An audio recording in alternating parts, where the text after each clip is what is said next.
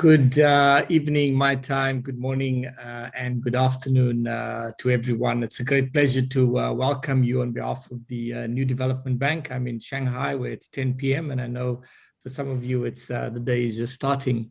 The New Development Bank, for those you might not have heard of our institution, is an emerging markets focused bank which is green in character. It's only 5 years old. It was started by the BRICS countries, that is Brazil, Russia, India, China, and South Africa. What's unique about the bank is that from day one, the bank committed itself to sustainability, and in everything we do, whether it's the projects, how we finance our projects, we have integrated sustainability in every aspect of our DNA. Tonight, I'm specifically pleased to welcome all the leaders, the artists, and the leaders from the cultural institutions and industries, because I think you have such a vital role to play in shaping the climate change agenda. As you know, the threat of climate change is becoming more and more urgent, and we all have to accelerate our efforts to combat the effects of climate change. And yourselves, you particularly have the ability to inspire, educate, stimulate, and delight, and shape the minds of people. And you therefore have so much greater capacity, I think, to shape and influence our future in this regard. So I'd like to firstly thank Katya Gorbachev for putting in a lot of effort to bring us, to convene us tonight. And I specifically also would like to commend the World Economic Forum, the Chapter 0, and all of those who were involved in putting tonight together. Specifically, the 4 countries that are involved in the Climate Governance Initiative: United States, Canada, Nordics, and Russia. We are keen to explore as a bank how, going forward, we can work together with you to further this agenda. So again, I look forward to hearing all your views about how we can collaborate in future, and how the arts, culture, and the world of finance can together work in a more collaborative fashion. Once again, over to you, Katya, and I look forward to the conversation. Thank you so much, Leslie. In the spirit of this panel, I'd like to start it with a short video introduction to show how an artist, one of our panelists, speaks on the topic of the summit.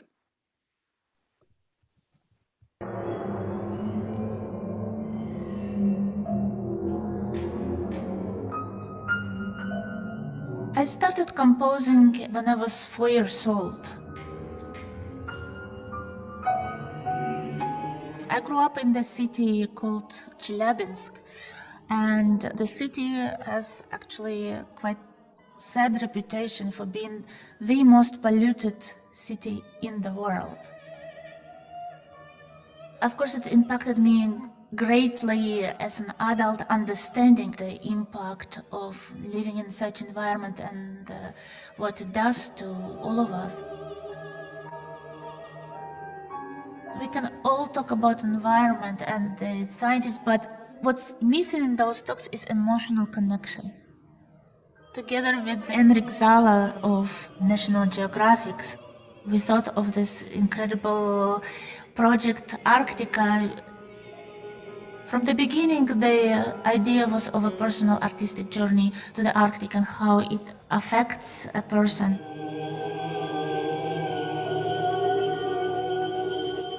It's very hard to imagine it until you are actually there. It's overwhelming, but at the same time, you also feel how fragile it is. You hear ice melting, you hear ice cracking.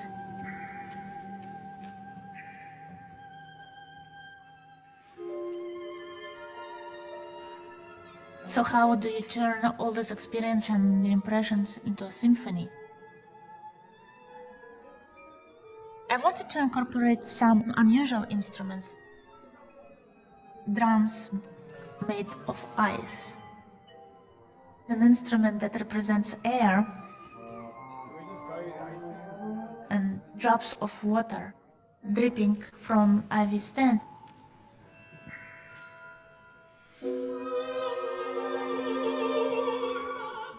Culture is incredibly rich. It's an oral tradition That's why I felt the libretto has to be written in the languages of the people of the Arctic.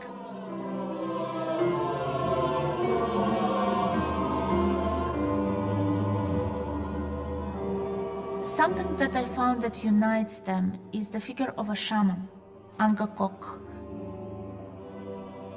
The solo piano represents Angakok, and the choir evokes different spirits that help him in his journey.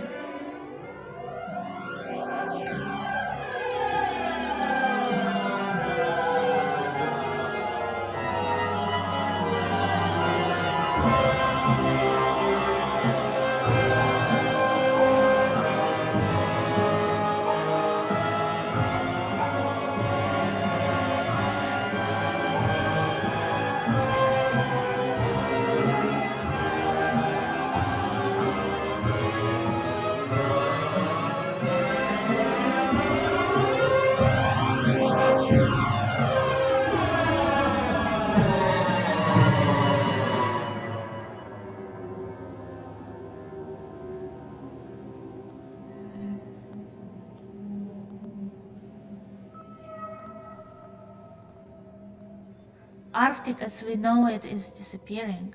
It's melting at a tremendous rate. So the landscape that I've seen when I traveled there 2 years ago is already not there in that form. And of course the hope is that by sharing it, it also brings awareness and brings understanding that something needs to be done to protect this wonder.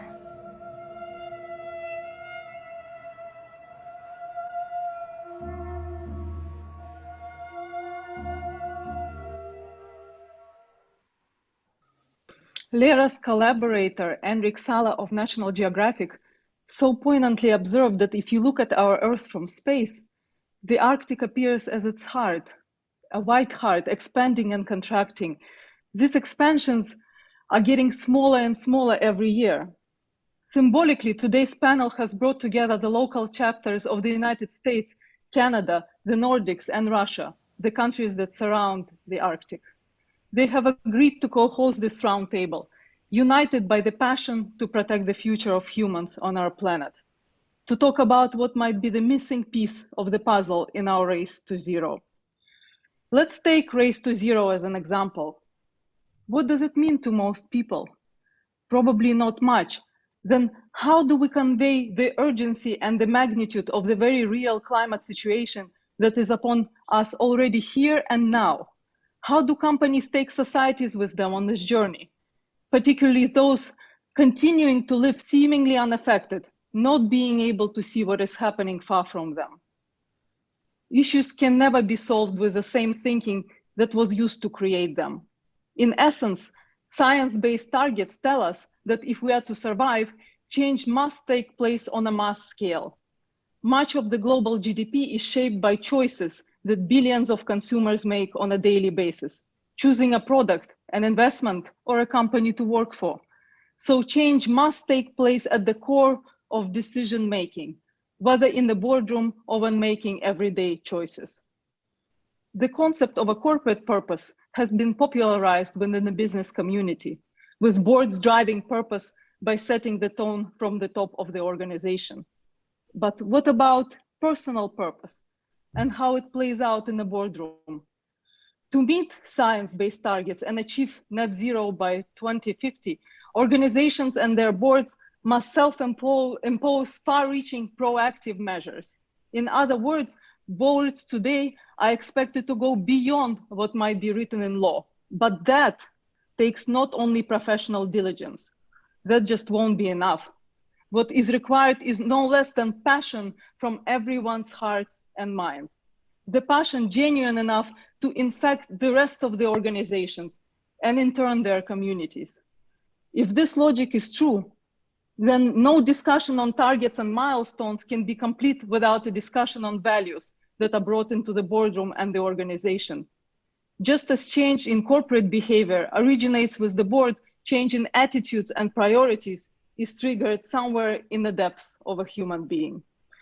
This panel is about what makes the abstract into something very real and trigger the process.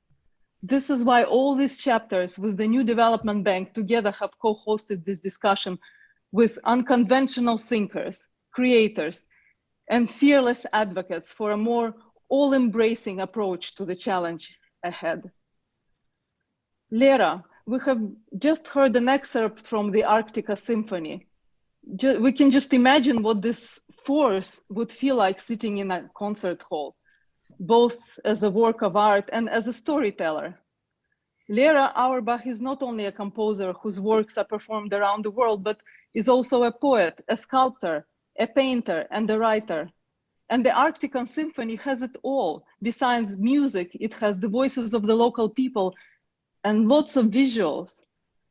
Lera, the music, art, poetry, these are all languages that impact us so much deeper than words. And numbers, how does this language work? Thank you very much, Katya. Well, art, and by art, I mean all forms of art, music, literature, visual arts. Art is essential human activity. Why is it essential? Art does not exist in nature. Art is not produced by animals. Humans are the only ones who create art. And in a way, it also defines us as human beings. The word artificial means not naturally made, not real, made by humans. So why, since the dawn of humanity, we have this incredible need, deep need to create art? Now let's think what happens. What happens when we come in touch with the work of art? Let's say you are going to a concert, to a symphony concert. You come there as a listener and you bring with you all your thoughts, maybe daily concerns, maybe you're thinking about the dinner you're going to have, maybe you're thinking about a problem at work. And then if the right things happen, something is happening to you. And music is nothing else but frequencies in the air, their vibrations, the sounds. Yet, there is something quite mystical that can happen, that it touches you, it bypasses reasoning, and it can touch you emotionally in such a deep and profound way that you may start crying. And if somebody asks you what's going on, there are just some vibrations in the air, and yet you have tears in your eyes, you wouldn't quite able to give reason to it, yet it happens.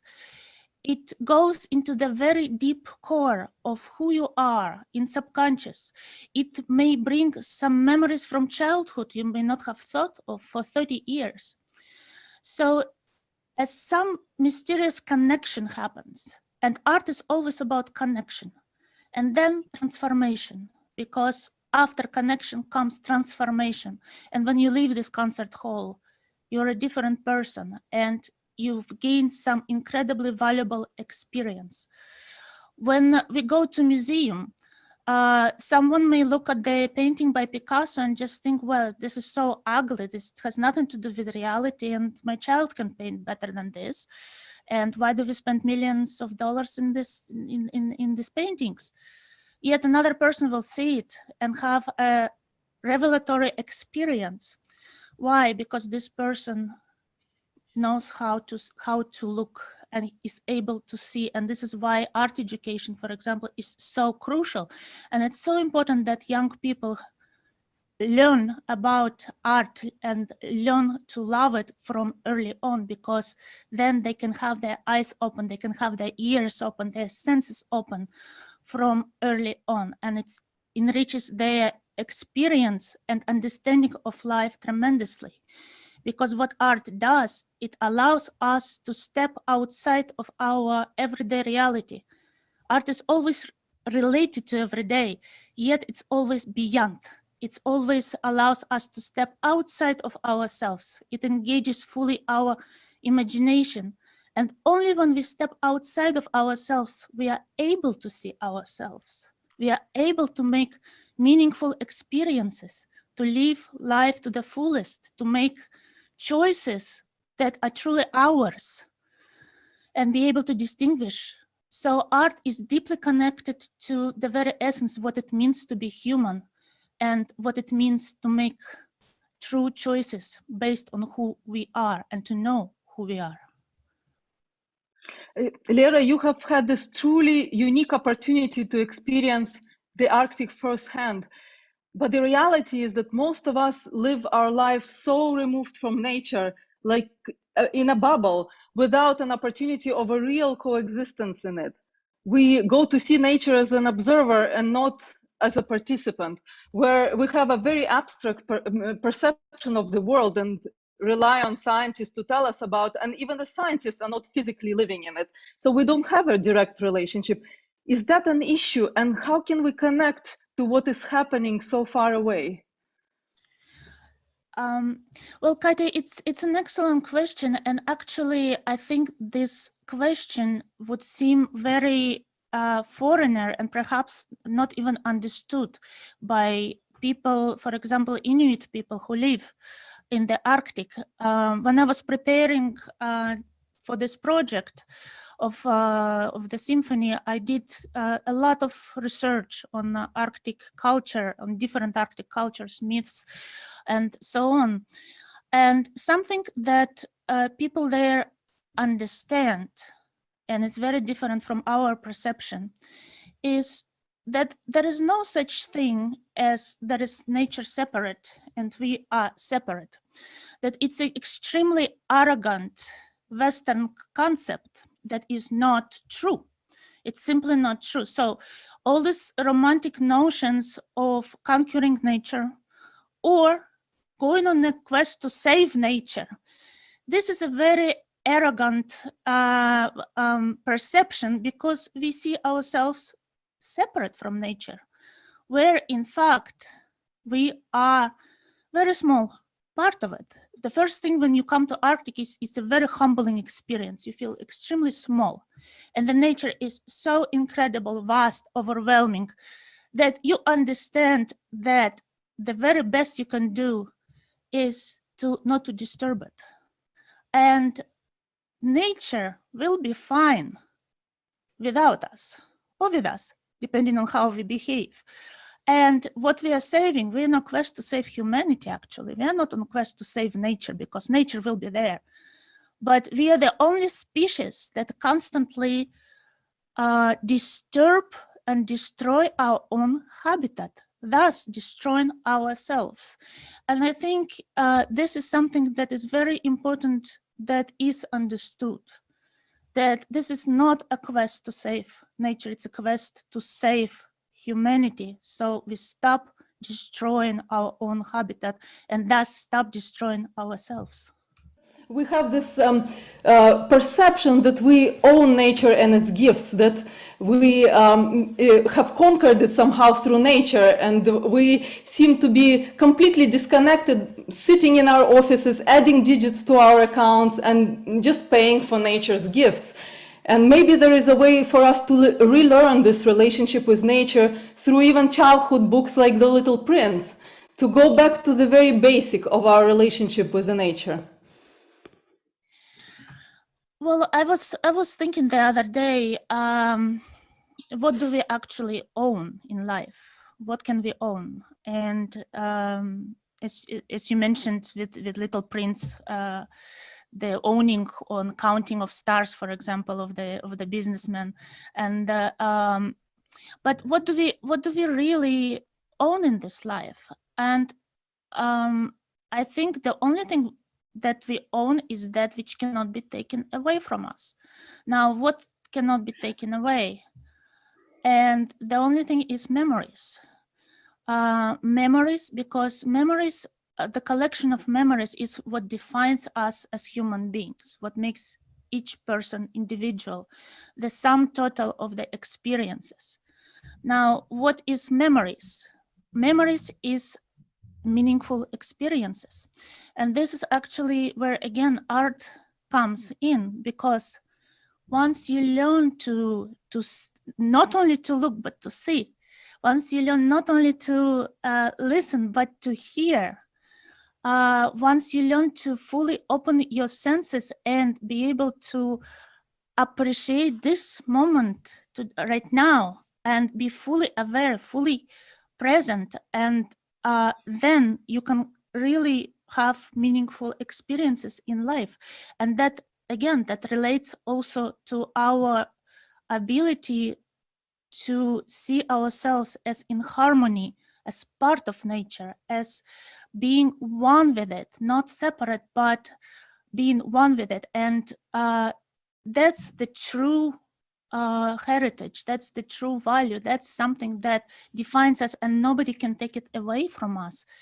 But in order to be able to have these meaningful experiences, we need to be open to that. And that, I think, is, again, something that art can help and teach us, and to be able to help us to define our own existence and place within the larger scope of things.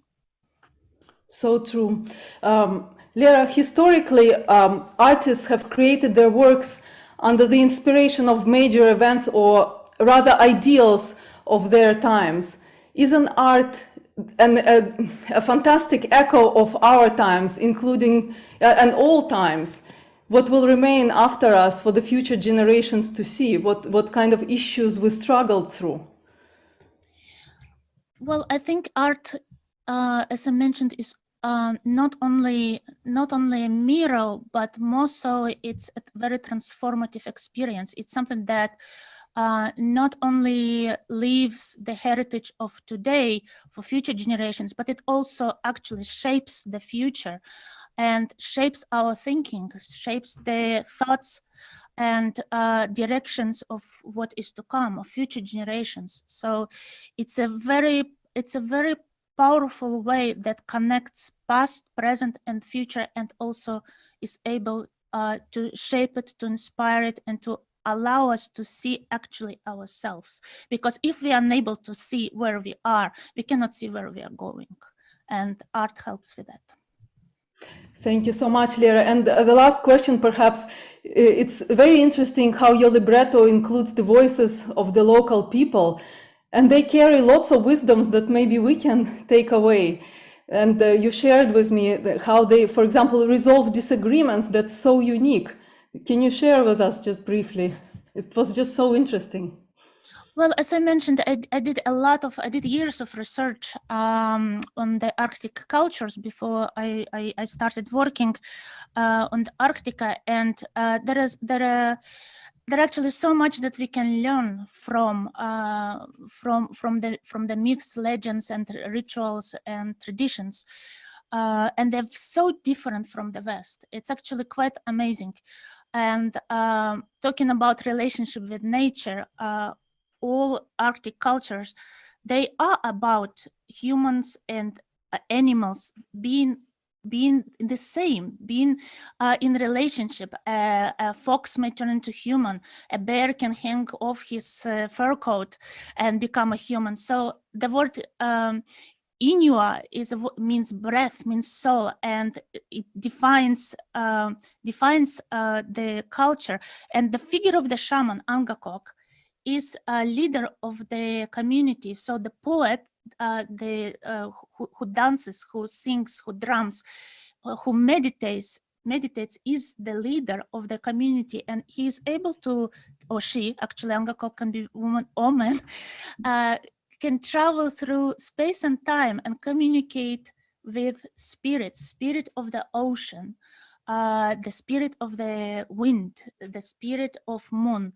And about conflict resolution, I will mention it very quickly, but I think it's so brilliant. How do you resolve conflicts in the Arctic? Now, in the Western world, you have a judge, you can hire lawyers, you can have a lawsuit for 5 years, or you can just take it outside and beat each other. Now, neither will work on ice. And beating each other is not a good idea because there are no hospitals, and you'll become a burden on your community if you just start fighting. So how do they resolve conflicts? through song duels. So the community gathers, and let's say you have a conflict with your neighbor. So you each improvise a dance where you dance, you sing, and you ridicule yourself and each other in a humorous way. And whoever gathers most laughter from the community wins the argument. And I just think this idea of song duels, this is so brilliant, resolving conflict through song, through dance, and through laughter. And this is just a small example of how we can perhaps learn into much more harmonious way of resolving conflicts. Yeah, in essence, the one who is more humble prevails. And isn't this a great wisdom for us all to inherit? Thank you, Lera. Thank you so much for your contribution. I would like to introduce our next panelist, a visual artist, a creator of many art installations in public places around the world, a recipient of numerous arts prizes, including the World Economic Forum Crystal Award. So I'd like to ask our IT host to run the next video.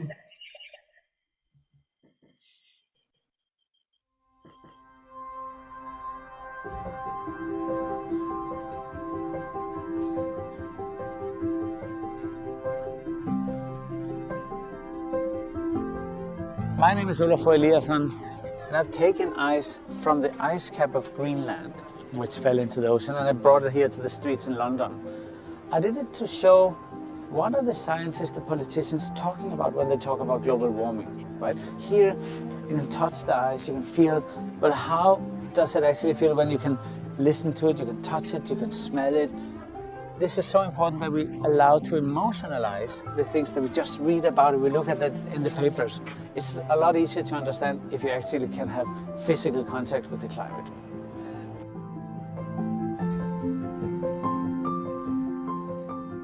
So as an artist, I'm really interested, well, how do we touch something as abstract as the climate? Well, so what does it mean? Can I do something, right? And that's why I made this little artwork here. It's a little sun, like a solar panel, and light, right? So this is my own little personal power plant. I can empower myself. And in parts of the world where there's no access to energy, this has a huge impact.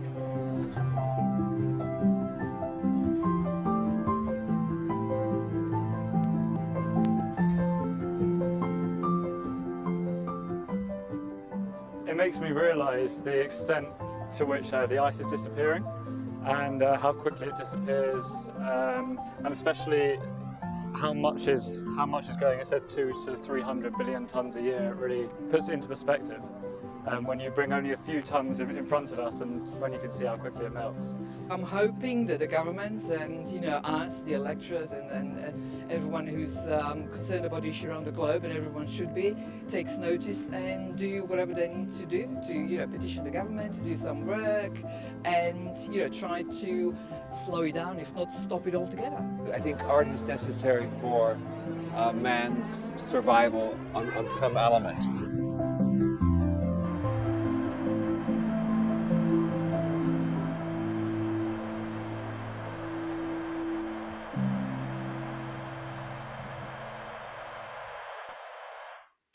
Olafur, this is great. You have brought the Arctic ice to tell the story that's been told in so many other ways before. In fact, for a passerby, the concept of net zero or 1.5 degrees limit, they're all abstract and removed from their daily lives. So there is clearly something missing in the way the climate emergency is communicated. Thank you for having me, Katja. Yes, one could say that. I think art is, building on what Leon said, art is a contributor to our already ongoing dialogue. There is some things you can say in an artistic language, some things to say in science terms, and then evidently there are many different languages altogether. And culture, maybe it's important to mark that what you so vividly described, Leon, this sort of culture and the scale of the voice. In Europe, I always bring to the point, we should not forget that the scale or the size of culture is just a little bit more than 3 times the scale and size of the car industry. right? And that is including the used car part of the car industry as well. And the economic, should say, the turnover, which is a mix between public and private money, is also well beyond 2 times more than the car industry, 2.7 times, according to what Deloitte did for the EU. So if we start by saying culture is a robust civic component, it's not just some marginalized, some sort of overcooked piece of pasta out there. If you don't fit in, you can always go out to culture. The culture is like at the very heart, and it has very much to do with the world's ability to do a sort of a reality check on itself. So in that sense, I feel that when I, as an artist, contribute or I do things that I do, I'm in a dialogue. It might be in a dialogue with a different language, with scientists or with private sector, public sector, but I'm sort of a part of the greater society. And as that, I would like to see if I can take responsibility and take a stand, both as a concerned citizen, essentially, but also as an artist. That's my language. I can speak with that. I don't speak French, so I will have to make art. And so I hope to contribute with the fact that, which we also just heard, that with art you can say things that are otherwise hard to say. You can say it in ways that are hard to say.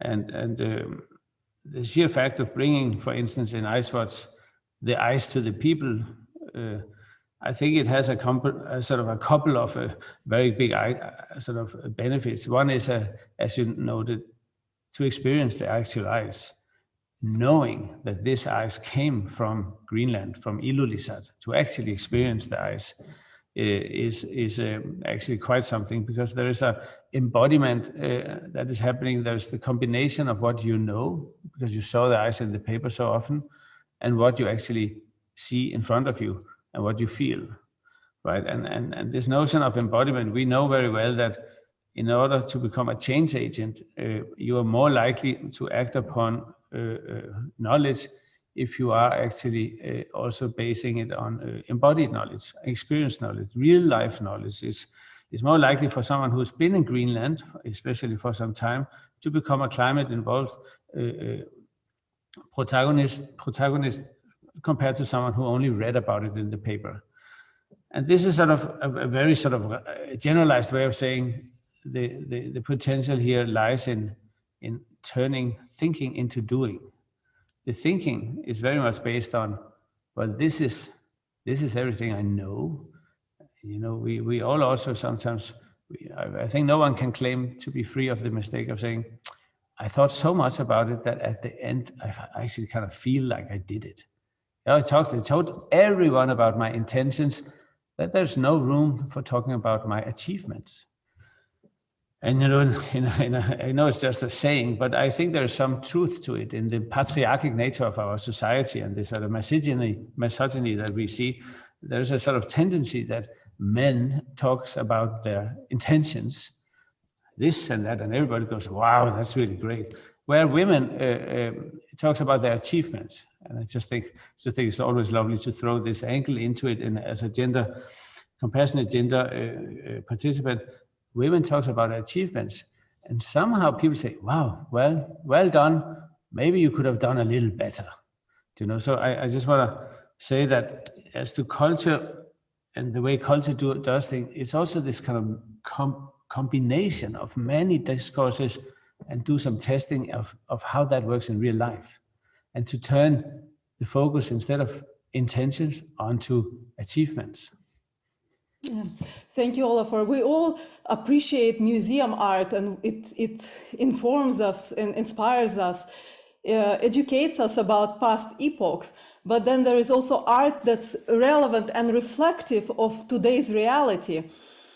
So you said something very that kind of strikes me at the World Economic Forum Awards ceremony, that art helps us identify with one another and expands our notion of we from the local to the global. How does art cultivate this ability to relate? I think that generally there is a sort of acceptance that if you don't like this painting and I really like this painting, we can still be friends. and somehow it might even be a benefit, or it might even be interesting if we disagree, right? It's not necessarily a conflict. Is not immediately abuse, and decisions are not taken on the expense or on someone else, but on behalf of someone else, disregarding that you might not agree. And in that sense of, and I understand this is also a generalization, because one should be careful to say this as a thing that is in fact the case in the art world. But in general, you can talk about the way that that art actually succeeds in hosting the emotional need of the so-called other. In the Cameroon philosopher Glissant's sense of the other, the meeting, the stranger, you have a situation where I think a museum, for instance, or looking at an artwork on the street, a performance, a piece of theater, you realize that there is a sense of a space, a shared experience, and the other person says, "My God, this is really not my thing." But you actually still you can be friends with the other person. And let's just imagine for a second that is maybe a little experiment worth testing on our parliaments, where populism has introduced this sort of binary idea of polarization, right? So if you don't agree, it is as if the person should then leave. I mean, this is so difficult to imagine, and there is that tendency that if somebody disagrees, it's a kind of it's a compromise. The quality of the situation has degraded. There's something profoundly unhuman about it, and I guess there's an answer to it also. And the way I normally talk about it, and I think it's Donna Haraway, the environmental theoretician, philosopher, and great feminist also. Donna Haraway talks about, and Sarah Schulman, the gender study, the queer theory study out of Los Angeles, talks about there's nothing better than listening. There's nothing more humanizing than feeling listened to, or to listen to someone else, and potentially looking in the other person's eyes as well, which is of course very hard now, being on screen all the time. And it's funny, if we think about it, maybe it's also important to say that art is in fact listening. You know, art is, you know, if we what we just heard, this idea. If you look at a painting, you see, or read a book, or listen to this great music, you have this sense of, well, this is me. This is how I would say it. This person in the book is in fact exactly what I would have done in this situation.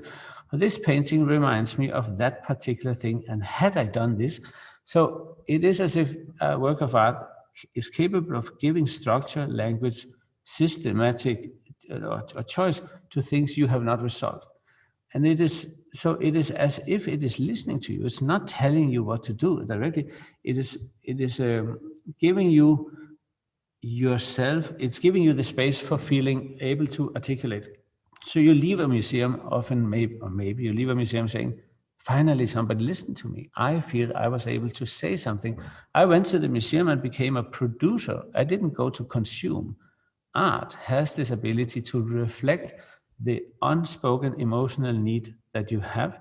And that, I think, is so if you drag it back into the parliament, that is the democratizing dimension of culture. It is capable of listening. It is rehumanizing in the sense that it can be quiet and ask you, what do you have to share? Indeed. Oliver, we're rightly relying on science to define our client commitments and substantiate them. But then there is, as you said, a big step between a rational thought and even an intention and commitment and action. So is art an impetus for the population to act on a mass scale? And hence, it's more important that art like yours is brought to public places, to especially towns that are detached from nature, so people can physically connect with some pieces of it at least. Well, as I said, art is more like a language. It's not really where to go and how to put and so on. It's more like, what do you say with it, and why do you use it to say something? And there's not a situation where you cannot use art. So you can use art in this and that way, and there's more progressive and more conservative, and there's more sort of money driven and so on and so forth. It's a little bit like French, as I said. You know, it really depends on what you want to say. It can sound really French can barely sound horrible, but you know, essentially, well, I think it's healthy to demystify the sort of artistic dimension and take away the sort of esoteric element, and then maybe as to the scientific component, I think art has the ability to emotionalize a narrative. So we have situations like the EU, right? God forbid that they disemotionalize EU even further, then it will be as dry as an old something. So there's no emotional narrative in the EU. And that's why, no wonder why the British got tired of it. But having said that, I really, really strongly believe that the potential of emotionalization has to be combined with science. Because you can also see, if you only have a feeling, emotions, then you end up with Donald Trump, so you have unscientific, like totally wild emotion, and he was very successful emotionally to convey. It might be not fact-based, it might be lies even, but emotionally it was very successful. So the idea of a moral compass or an ethical compass, or a sort of at least a moral high ground of some sort, the culture is obviously in the need of having to synchronize with I think the moral compass of other sectors as well, and we should be careful to also bless ourselves all the time. I believe there is more old gray-haired men like myself in leading positions in culture than there is in the many other sectors. I mean, it's not that culture is any more like the moral high ground in the cultural sector is to be re-examined as well. So we're very much a part of society. We're not really a lot better, I would say. Thank you. And hence my last question to you is, well, some might say, why don't we just create stricter laws and enforce the change? So what's the importance of inspiring change? No, I mean, I don't think it's either or. Evidently, you can use art as a kind of on the ground or grassroots. It can be bigger or smaller. If I have more exposure now, for the time being, I'm a successful artist, then there will be somebody else who's successful. So I can operate in my way. I can also step up and try to do some advocacy work, campaigning, and awareness, and even go into policy if I want. But legislative terms is, I think, much more efficient. There's no doubt that the real change happens on the level of legislation. I am completely certain about that. EU legislation, also for UN to become a more driven component in this whole question, and how to also index the ethical know-how that we have already, how to index good behavior so that it's actually something one can put into legislation. We see a number of huge movements. We have the more than human rights, or the rights of personhood, as they're also called. We have James Thornton, who founded Earth Clients, a law firm out of London, who are in fact protecting animals. So the city of London was sued by the air of London. And you know, the rights of personhood, in the interest of time, I won't go too far here. So if you look at it, I would say that legislation is where it has to happen. There's no doubt about it. But the people who vote, and that's us, the civic society, right? We have to vote, and we have to say what we think, and we want to be in places where we are free to say what we think. We want to believe in the future and not not dive into the apocalyptic disaster pornography that seems to be so trendy for the time being. So I'm a huge fan of legislation. But at the same time, no law is impermeable, and it will be down to personal values whether people genuinely look for change and proliferate change, as opposed to trying to find loopholes in the law. I think there is, but there is some changes, and not enough and all of that. But you know, we know roughly what social justice is, but we're also now getting to some terms with climate justice, and the need to take in advice, as you said, Lera, on from Inuits, right? So there is, I think, globally not enough and not very fast. But there's more and more, you know, First Nation, indigenous people. There's more and more. How do you say? What do you call it? Shamans, for that matter, who are integrated into the legislative decisioning process. I mean, very often they are actually elected, just like in Canada And for the first time now in America, there is one in the Senate, right? The one of Native American, and the wisdom, as you also said, Leah, the wisdom they bring about is interestingly potential, and the advice they give is very rarely wrong. It might be not very efficient in terms of capitalism because it's not very profitable, but it is maybe as to taking away the human-centered excellency, where we always think we're so incredibly excellent, and it gives space to a more humble collaboration with bringing plants and species onto center states as well. So sharing the responsibility and maybe even ask, and there's so much theory in this field, like amazing theory happening. What would the plant have said? What is the interest of species? What is the kind of more than human agenda here?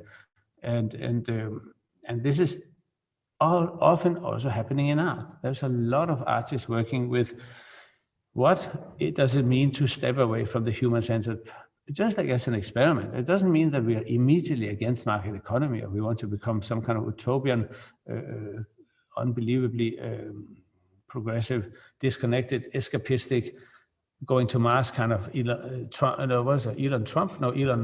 Musk, that's his name, right? So the whole thing that this notion of there is a path which has a future.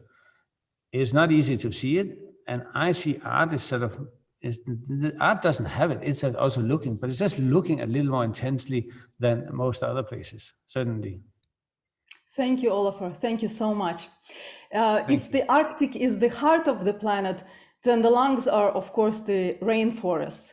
Cristina Burelli is a social entrepreneur, and through the organizations she founded, Cristina sheds light on the environmental and social tragedies of the Amazonas and the Orinoco regions. This region is rich in biodiversity, home to indigenous people, rich in mineral resources, but paradoxically, it's the resource richness of the region that is the root cause of its environmental and social crises. But in need of the resources, the world is turning a blind eye.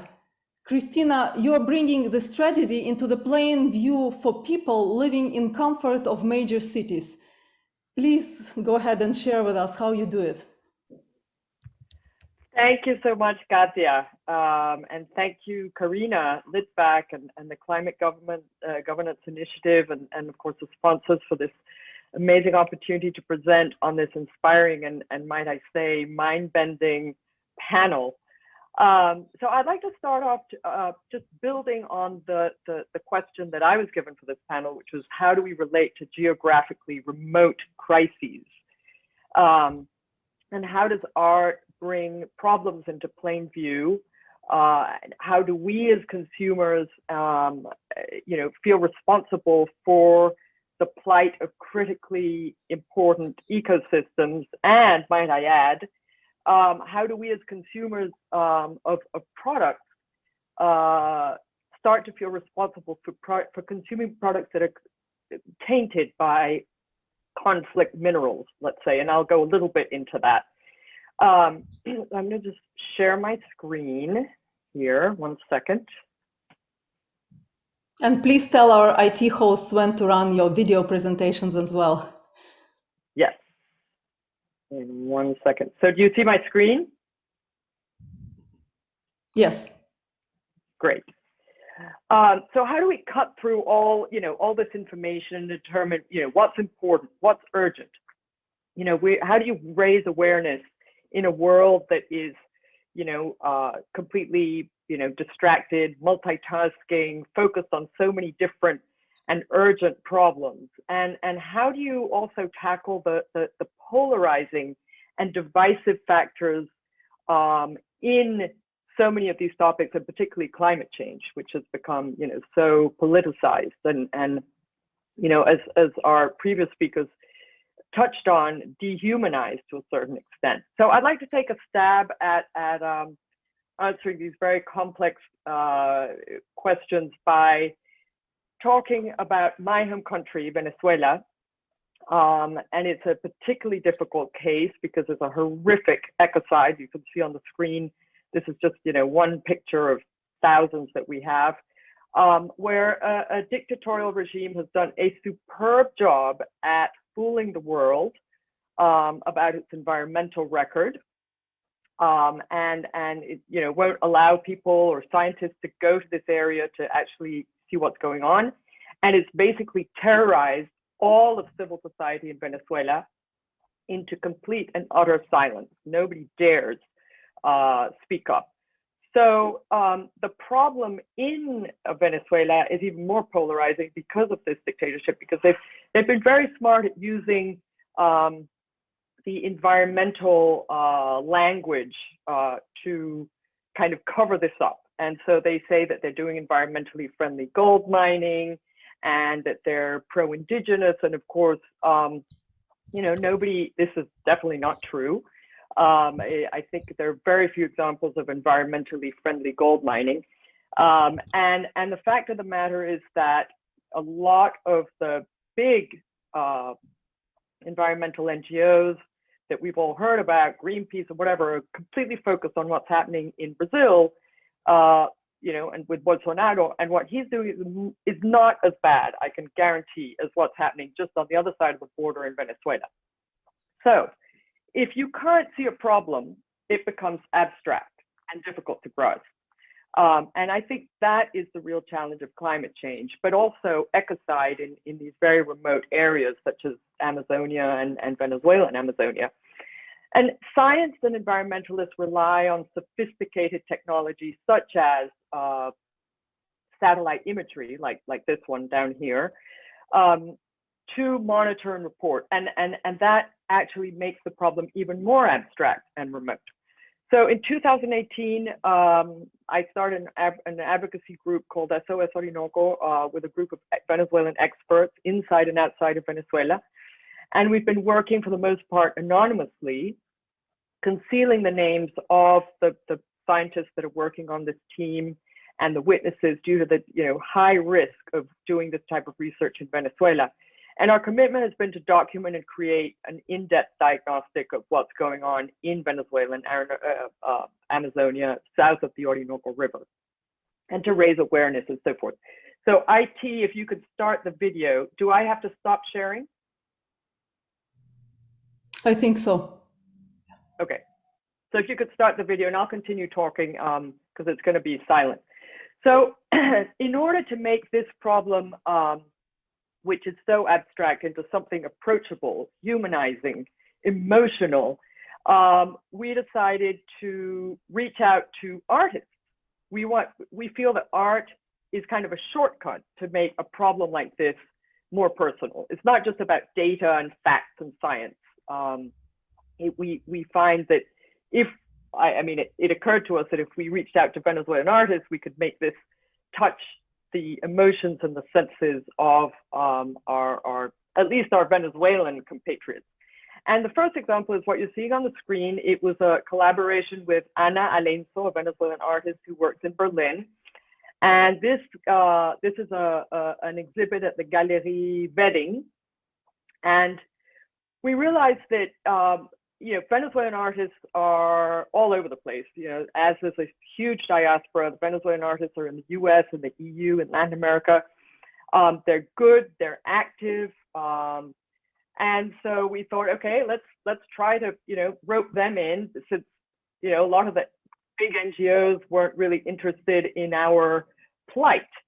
So this exhibit deals with the connection between the wealth of resources, but also the resource curse, and in this case, especially gold. So Alenzo presents a sculptural landscape in which the mechanisms and consequences of mining are revealed as signs of self-destruction, as an anthropocentric modus operandi. And the artist is concerned with denouncing an ecocide. She shows the contradictions and uncertainties caused by economic turbulence and the extraction of resources are translated to this exhibition space. So she shows, she has a video. This is a sluice box, which demonstrates how gold mining works.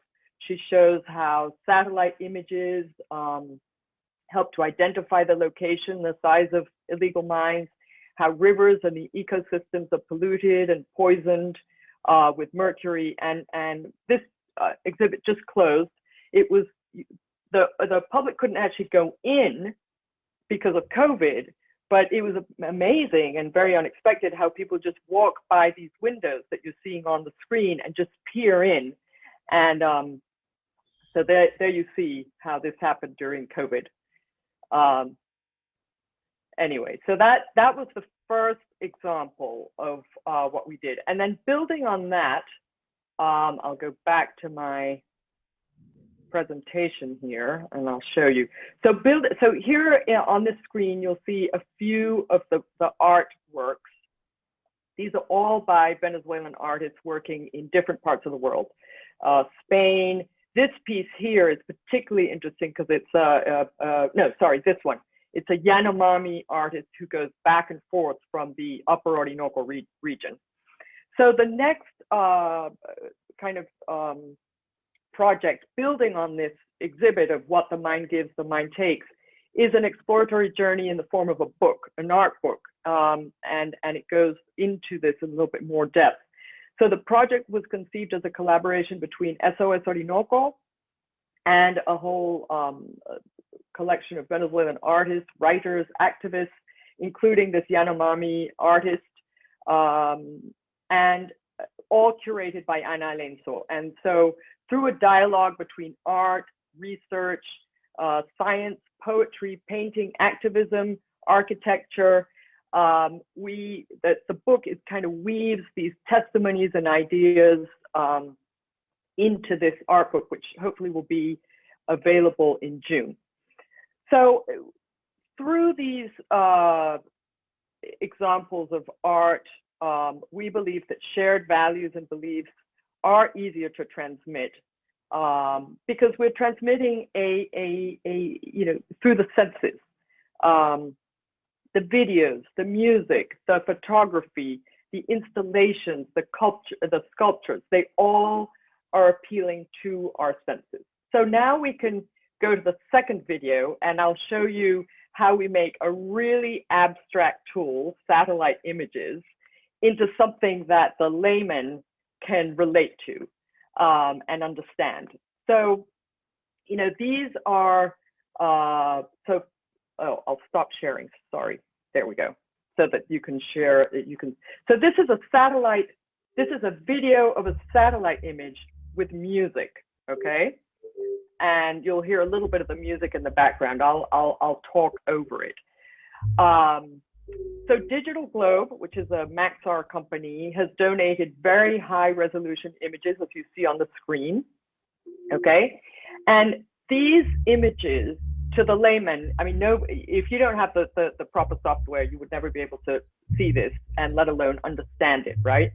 So SOS Orinoco geographers and experts convert these high resolution images into short videos that we then publish on Twitter and other social media.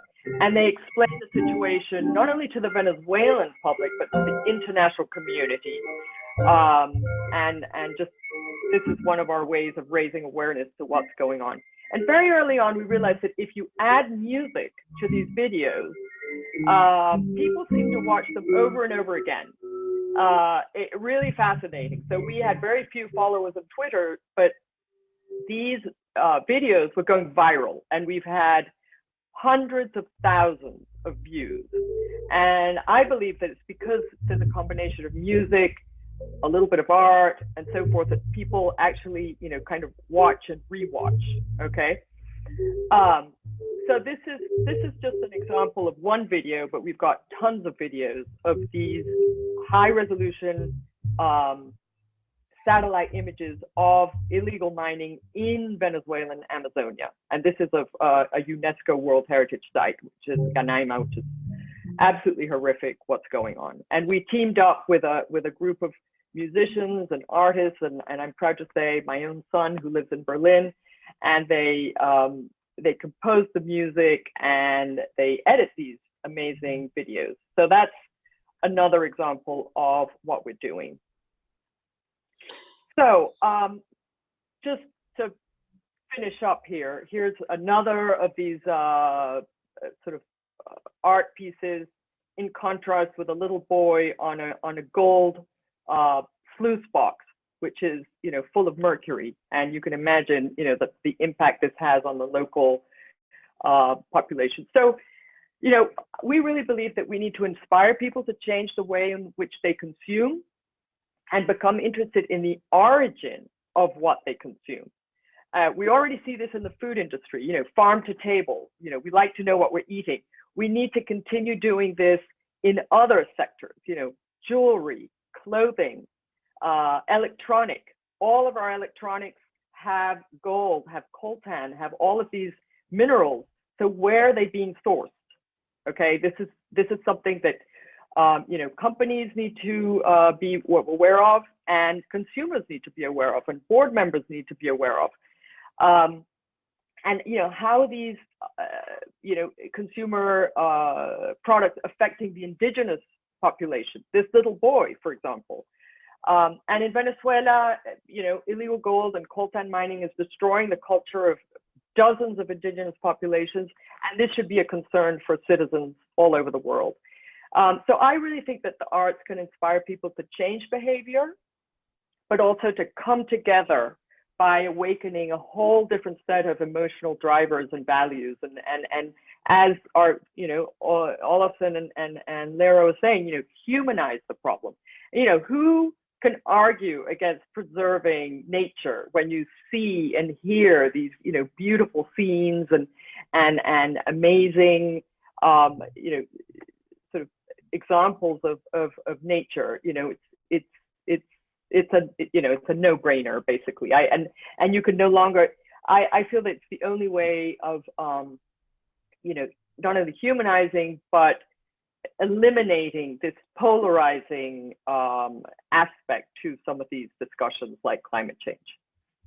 Thank you for saying that in that way, in that striking way, Christina. And for me, particularly, the image of that machine, it was particularly striking because it's someone's workplace.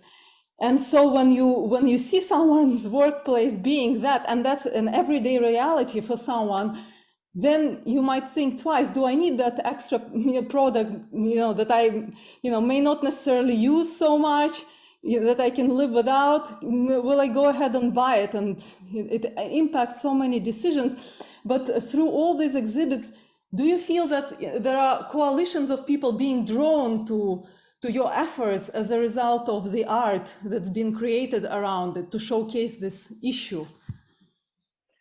I hope so. I think so. You know, one of the things that we have tried to do is that through this coalition of Venezuelan artists who are very connected and living in, you know, all over the sort of in Europe and Latin America and in the United States, you know, if we can motivate them to become active, they then have an impact on their communities, not only their Venezuelan diaspora communities, but also, you know, the artistic communities, the international communities, the, you know, climate activists, the environmentalists, and so forth. So, you know, we hope that this has a knock-on effect. Thank you so much, Christina. It's not just perceived as a, you know, as a climate change issue. Exactly. It's an issue to do with our human values. Thank you, Christina, for your contribution to this panel. I'd like to introduce Miranda Massey, who is a lawyer and award-winning civil rights litigator. She left her career in law to work on the Climate Museum.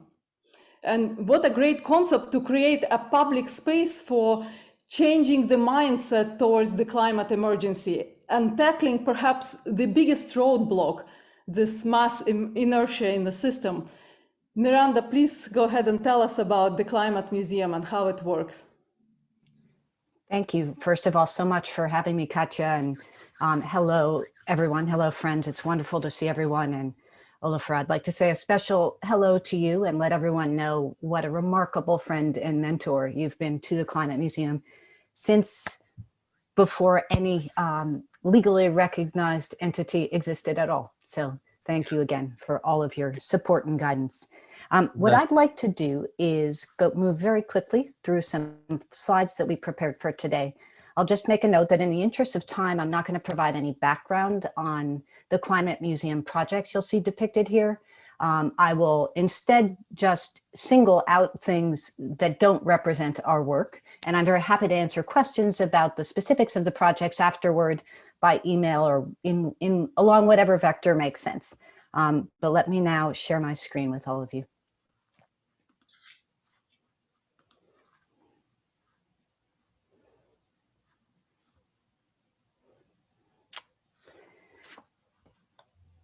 So since this is a virtual room full of leaders, we thought we'd start our title page with a room full of leaders of different kinds, people who have brought a fundamental shift in their values to bear on different aspects of work that advances climate progress, from sustainable finance at Goldman Sachs on the far left there, to the two youth leaders who led the very first youth climate march in the world before Greta Thunberg even started her strike.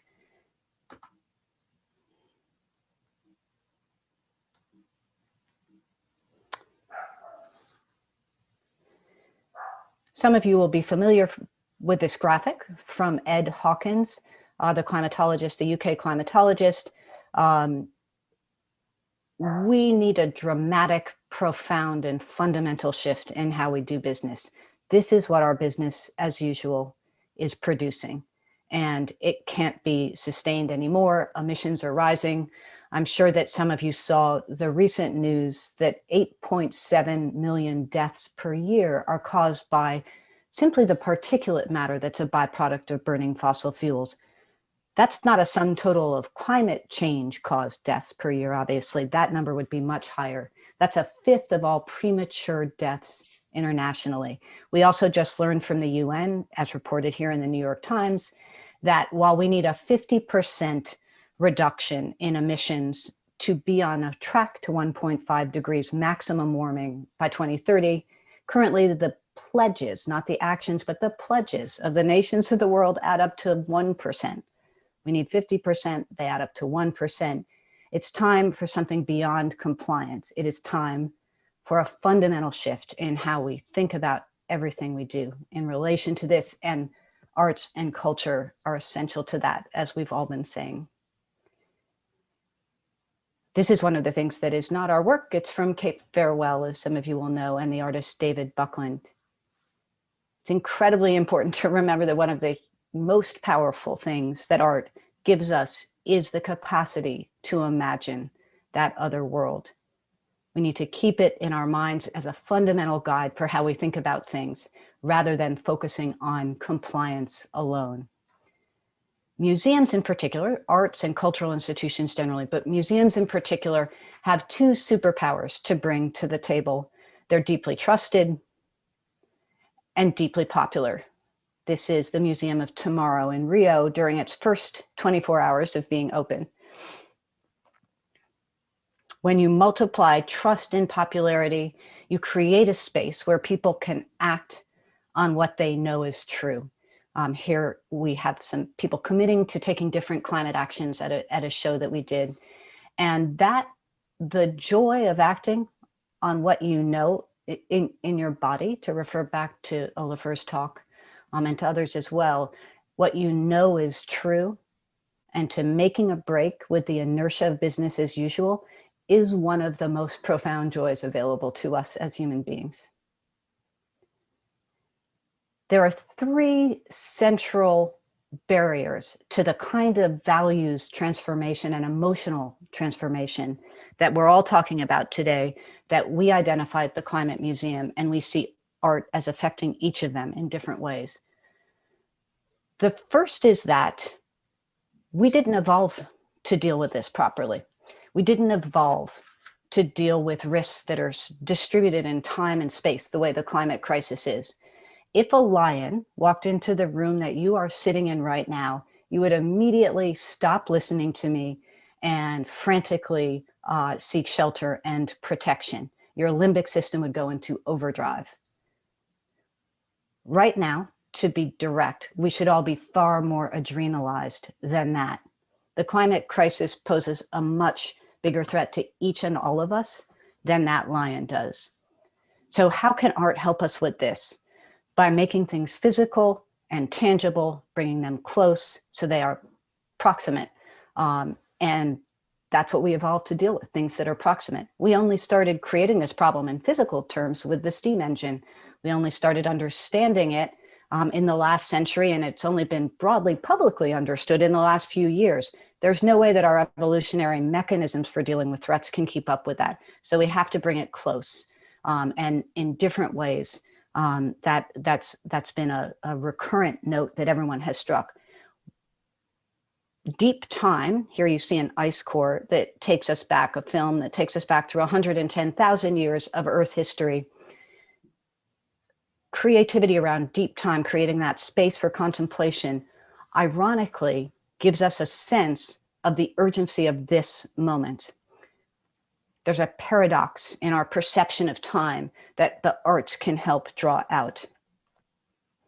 That urgency, understanding the extent of that urgency, is step one. Step two, again, is fostering stubborn optimism. As Christiana Figueres has said, we have to feel ourselves in community with each other to have that.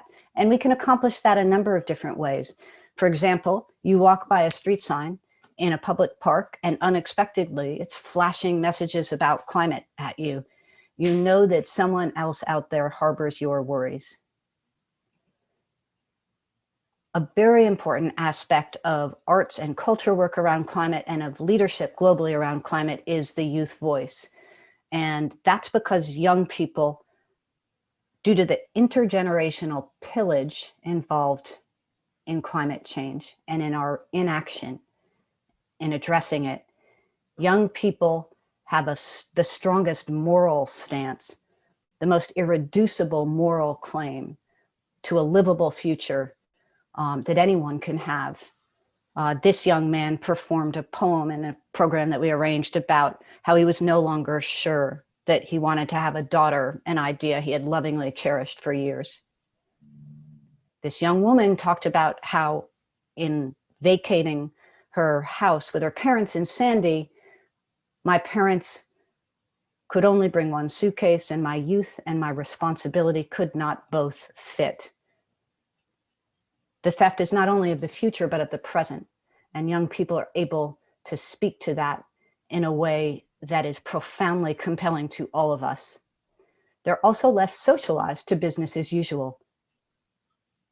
That just takes time, and none of us should feel badly for being socialized to business as usual. We're profoundly normative and social creatures. We all adjust to it every day. Young people just haven't had as much time on earth to learn bad habits, so they're more prepared to act, and they express the urgency and act on it more readily than we do. So the first barrier that art can help us overcome is that we didn't evolve to deal with this properly. Art brings us closer to that by helping us understand the urgency and also turning now to the sense of community that art builds. Art is one of the most communal things we have, as others have noticed. It's not an accident that the first human homes have drawings on their walls, the caves. It's not an accident that speech comes from song. In community, we know we can move forward, whereas as an individual, each of us is profoundly, almost incomprehensibly outscaled by the magnitude of the global crisis. Making art together and seeing and experiencing art together all work to build a sense of community. And it is remarkable. I want everyone to know that in our first 3 years of public-facing programming, we have discovered that the appetite that the general public, the not yet climate active public, has for spaces where it's okay to talk about climate change is profound. So here, this was a combination of science and arts. NASA scientists were stationed at art installations around New York City with an invitation to the public to come pose their questions. Nobody wanted to know about the science. The only thing people asked at this particular site in Mandarin, Cantonese, Spanish, and English was, what can I do? People are so hungry for pathways to meaningful, outward-facing civic action. It's not just about individual consumer choices. And we have found this hunger for engagement in all of our work, across all of it. There's a sense of awe and wonder and connection to each other that the arts fosters.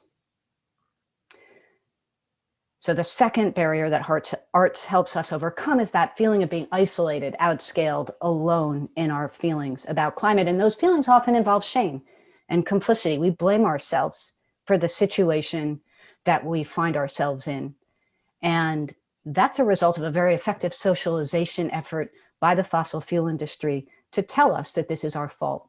So as just one example of that, it was the big oil company BP that invented the term carbon footprint so that we would focus on our own individual consumer choices rather than on their emissions.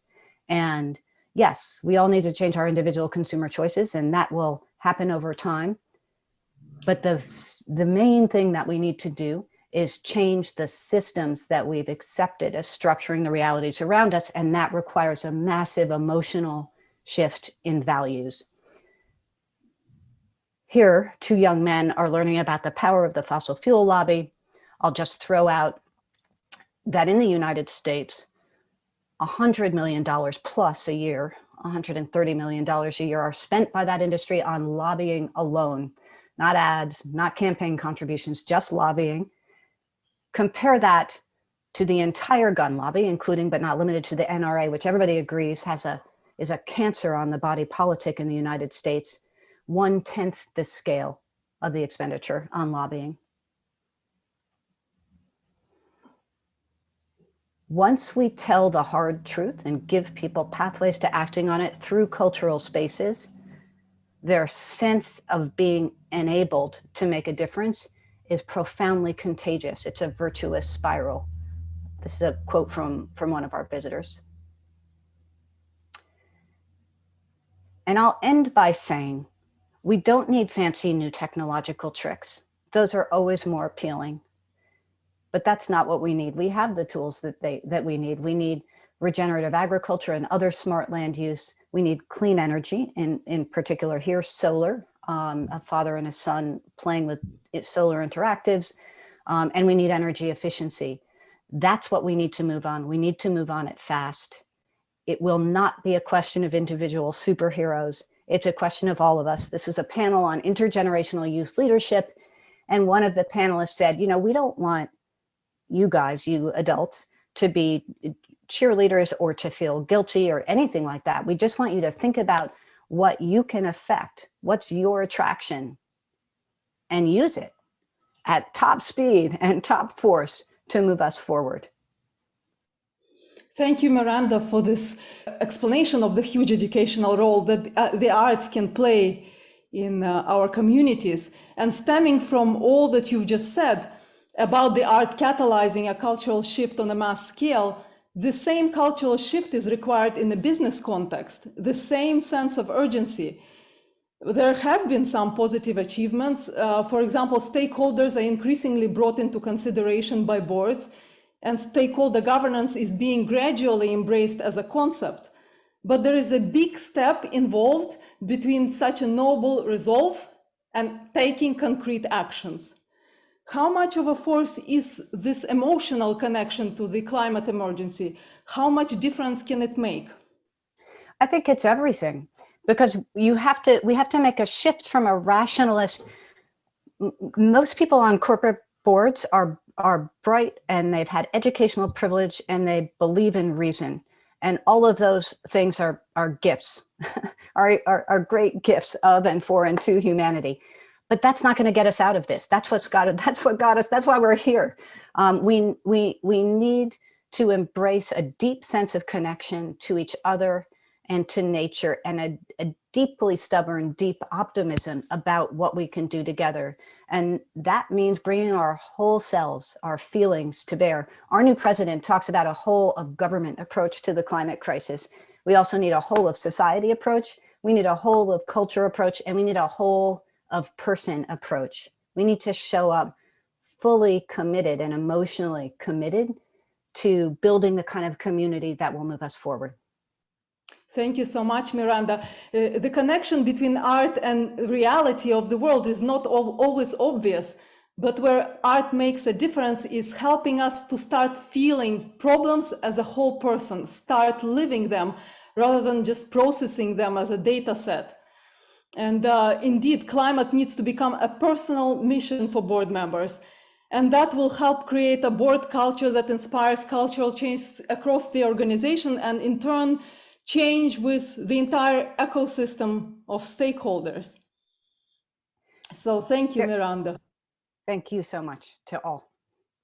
Thank you, Miranda, for your contribution. I'd like to go to our final panelist, Leon Botstein, who is a multi-talented luminary in a number of fields in art, education, and civic engagement. He is a global board member of the Open Society Foundations and the chairperson of the board of the Central European University. He is a music director and conductor of several orchestras. He became the youngest American university president in history at the age of only 23. And he was not so long ago invited to present at the UN General Assembly as a very unusual speaker. Hence, I'd like to start with $1 million question for Leon. As consumers were at the steering wheel of the environmental degradation, how do we inspire a mass transformation? How do we shape a society driven not only by consumption or mass gratification or instant gratification? Well, thank you for having me, and I have the advantage of being the last panelist, which means I don't have to say anything at all. I want to thank all of my previous panelists for their wonderful presentation. So let me turn something to the historical moment to answer your question. The pandemic is probably the best opportunity we'll have in its tragedy to bring home the fact that climate is the overwhelmingly shared issue for all of us. People talk about nature, and nature has a kind of universal impact on us all. It's not separate, and that we know from the pandemic. And we also know that scientists tell us that the transmission of disease isn't partly a function of the rapidity of it, of the decline in biodiversity, in the fact that we have degraded the diversity of the natural environment in which all of us live. The pandemic is a way of bringing home that we all face the same existential problem. Lira is right, and Oliver too, that the environment is not out there in some romantic picture of nature. It's in our proverbial backyards. It affects each and every one of us, even if it comes in the terrible form of disease. The other thing that has to be brought up is that the climate, the successful fight against the degradation of the planet is related to inequality and to poverty. The fact is that it is impossible to do this in a conventional corporate structure, as the coal industry example is put forward.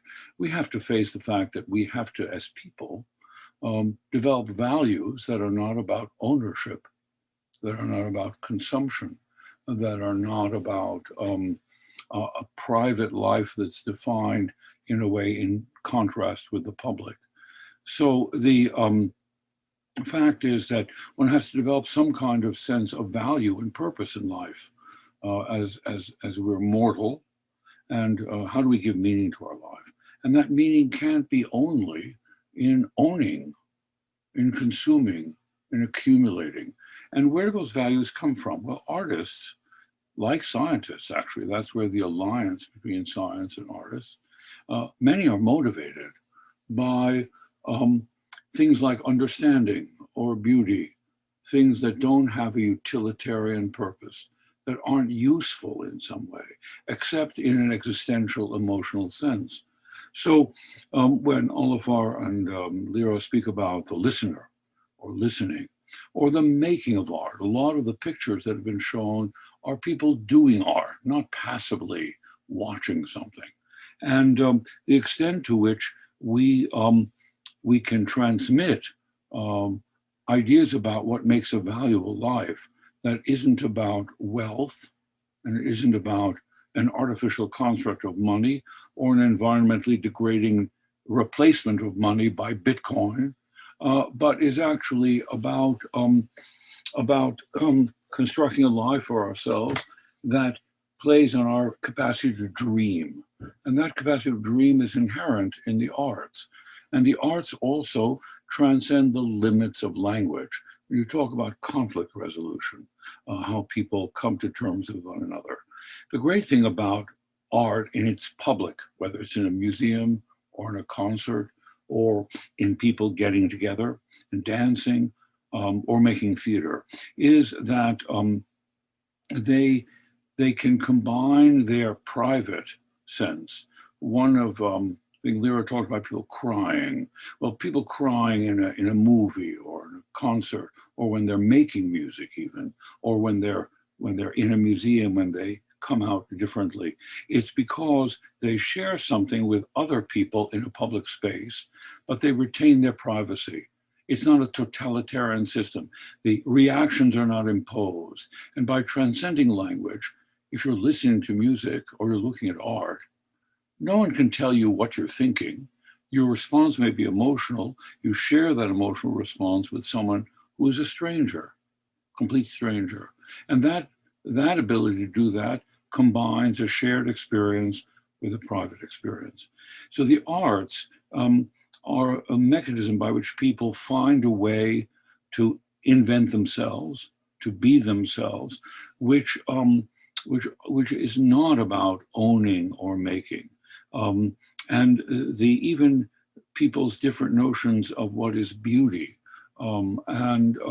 So it seems to me that that if we want actually to get a hold of this, we have to find a way to think about how to organize our life and our lives and the lives of our neighbors in a way which is based on the cultivation of values other than material wealth and property. And we actually have to go directly at the question of equality, because the people who are suffering most by climate change are the poor and the people who are forced out of their homes around the equator, the migration that takes place because of climate change. Those are things that reflect a real necessity to rethink how do we distribute and how do we share the wealth and the problems and the solution to problems that we have among ourselves. And as many people have mentioned, the great thing about the arts is that it travels well in a way language does not, beyond cultural, ethnic, regional differences. We find a way of defining ourselves against somebody else. The climate issue brings home the universality, the same way the pandemic has. Sure, the poor have suffered more, but everybody can die of this and everybody can get it. And so it seems to me the lesson learned around the world is that there's a real concrete sense, not an abstract sense, that we're in all of this together. Now, how do we drive that home politically or culturally? And the arts have a tremendous role, not necessarily in preaching about the environment, not even having the environment as the direct subject, but the common existential, if you will, predicament that each of us faces. So the ability to dream and to share a sense of a common destiny is inherent in the way we need to grapple with the climate issue. And the arts have an integral capacity to build that sense of common destiny. And even though in experiencing it, we retain our own personal sensibilities. So it is about breaking up the sort of the monopoly of obsession of wealth, but only to do that if we can find a way to reconcile the fight against climate degradation with the distribution of the capacity to have a a healthy and vibrant life to a much larger percentage of the population than we do now. We cannot solve the climate problem without addressing inequality and also the extent of poverty that comes from that radical inequality, which is present all around the world. And one of the things that is very dangerous is that the decline, the dissolution of democracy, the rise and the success of authoritarian regimes, some of them in control of huge sections of the population where environment is not a priority. Nations with great ambitions to become military and political powers, to lift the well-being of their own nation at the expense of some other nation. And so I think it's impossible to leave this without having some impetus to changing the way we operate as societies. And that is clearly one of the great things about the climate movement, among the young particularly, is that it is a tremendous revolution from below. And that it, but we have to find a way to separate, not really to separate, but to focus that political change from below, so that it is not at the expense of freedom and not at the expense of a kind of sense of shared membership in a world community. That what happens in the Amazon or what happens on the Arctic is of concern for somebody who lives very distantly from those places. And personal behavior is one thing, but the creation of a sense of purpose in life, and there the arts, so long as they're not passive entertainments, we have to learn to help populations, and that's through education, to pursue their lives in ways which don't perpetuate values that separate us, or values that assume that we are competitive in a way that what we get is at the expense of someone else. So this is very idealistic, perhaps utopian, but it's impossible to really make progress in the short time that we have without confronting the issues of inequality, ignorance, and poverty. So, for example, the scientists have to be our allies. There is no inherent conflict between scientists, and technology will have a role to play.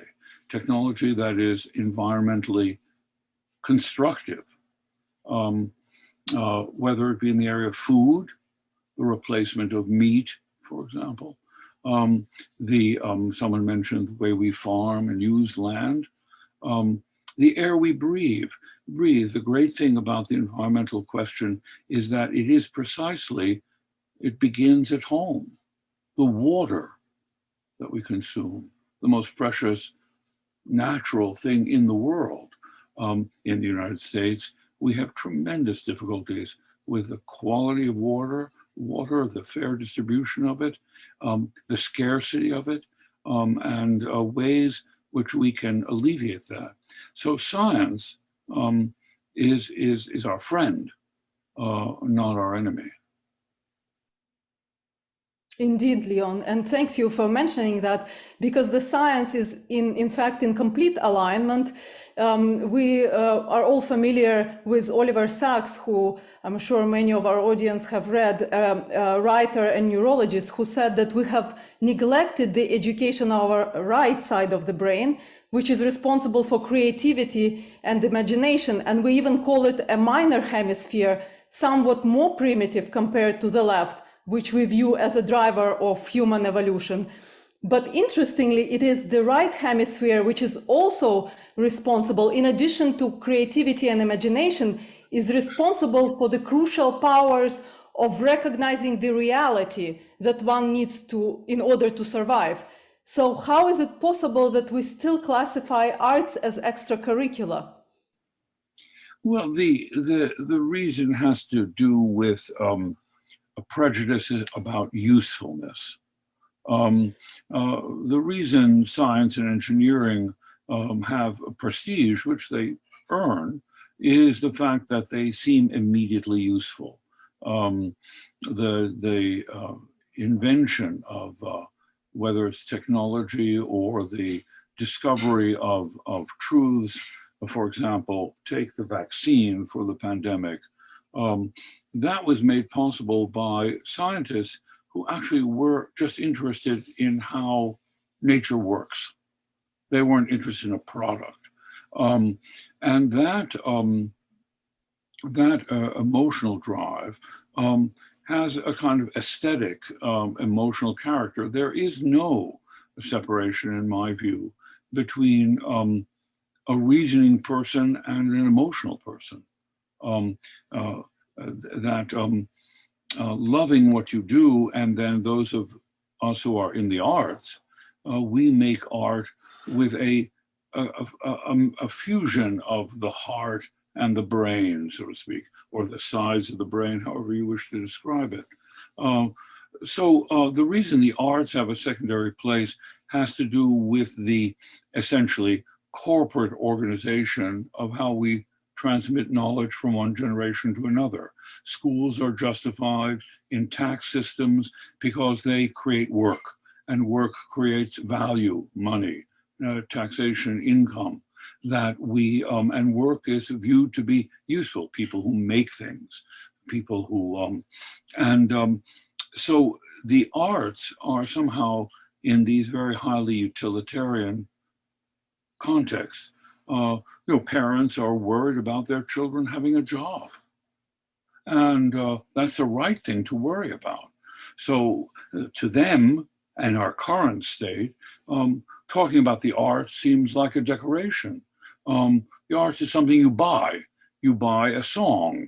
You download a song. It's an object.